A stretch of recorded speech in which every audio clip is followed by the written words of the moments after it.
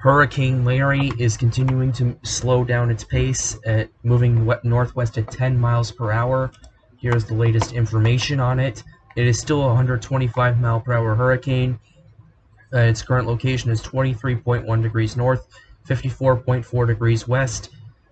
And here is the intensity forecast according to these models. The NHC, we will talk about the NHC's forecast in a minute, but these models have it now.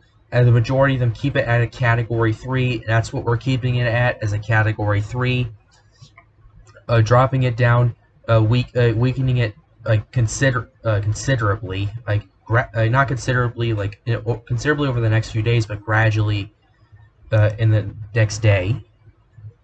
This is the track of it right here. It hasn't really changed that much. Bermuda is going to get tropical storm force winds, maybe hurricane force gusts, but that's it. Now I want to discuss the latest track here from the National Hurricane Center that was released just now. It now has it gradually weakening into a Category 2 hurricane by 8 a.m. Wednesday, and then down to a Category 1 by 8 p.m. Friday, and then potentially a post-tropical cyclone right after that. Well, another thing I want to take a look at is the satellite imagery. First of all, it looks like the hurricane's been encountering some increased wind shear that's been going on. The outer edges aren't really going the way that an organized system should. Yeah, so it appears that more wind shear is now impacting the storm. Another thing I want to look at is look at the core of the hurricane right here. Those cloud tops are going minus 80, but there's a patch of dry air that's now with the eye and everything, and that's, for the hurricane circulation, that's generally never good news. But again, it recovered. The structure sort of collapsed like this yesterday. It made its recovery. However, I think it's going to recover again, but at the cost of some intensity. It's not going to hold on to it. It's not going to strengthen anymore. It's just going to weaken from there. That's all I'm going to say when it comes to that. It's still a very large hurricane, though. Keep in mind, just because its structure doesn't look so good right now, doesn't mean the threat is over. It's still a very large hurricane. Hurricane force winds go out 70 miles from the center. Tropical storm force, 180 miles from the center. So still a very, very large hurricane. Despite the structure appearing to start to collapse again, I'm sure it's going to recycle, it's going to recover, it's going to cost some intensity. It's still a large hurricane. The threat's not over. Back to the cone, still moving northwest.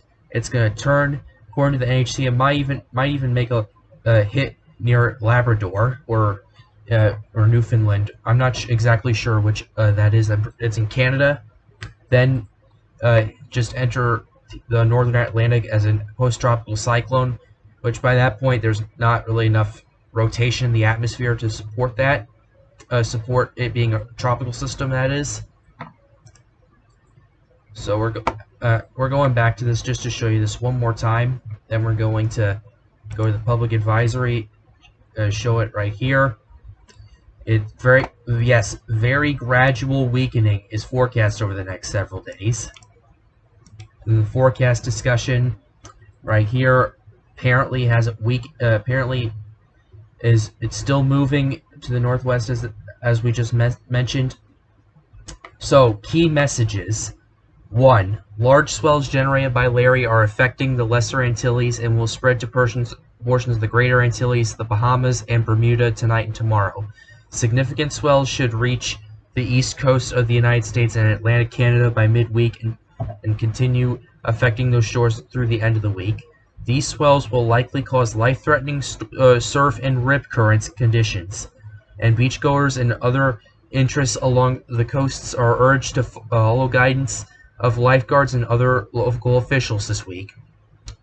So basically, if you're listening from the Lesser Antilles, Puerto Rico, the Dominican Republic, Haiti, even the Bahamas, parts of the Bahamas, Bermuda, don't go to the ocean and swim. There's a lot of rip currents. The surf is really churned up by how large this hurricane is. Larger hurricanes churn up a lot more water. That's never a good sign. 2.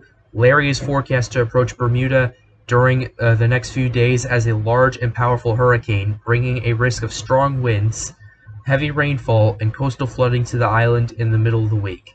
Interests in Bermuda should closely monitor the latest forecast updates during the next few days, and tropical storm watches could be needed for the island as soon as tomorrow. So, with that being said, if you're in Bermuda, start preparing for this. If you haven't started preparing already, start preparing for at least tropical storm force winds. Also, if you're on the east coast of the U.S. from South Carolina up, be very cautious the next couple of days. Rip currents are going to start forming because of how much water this is churning up. Be cognizant. If you're not a strong swimmer, do not go swimming in the water. I know today's Labor Day. I know a lot of people were out. But be cognizant. There's going to be, like I said, there's going to be rip currents. If you're not a strong swimmer, don't go out in the ocean. Rip currents kill. Just if you're after the midweek and up to the weekend, don't go swimming at all. If you're North Carolina up, if you do go swimming, just be extremely careful. A rip current isn't just a rip. A rip current can pull you. They're very strong, and they're all by this hurricane. So, to the people of the East Coast, don't go swimming after Wednesday. If you're going to go swimming tomorrow, be very, very careful. So, that's all I have on Hurricane Larry. Be sure to hit that subscribe button. Turn on notifications for more updates and information regarding Hurricane Larry, where it'll impact, as well as Invest 91L, which could potentially impact Florida as maybe a tropical depression, as maybe some thunderstorms. We'll watch it for you.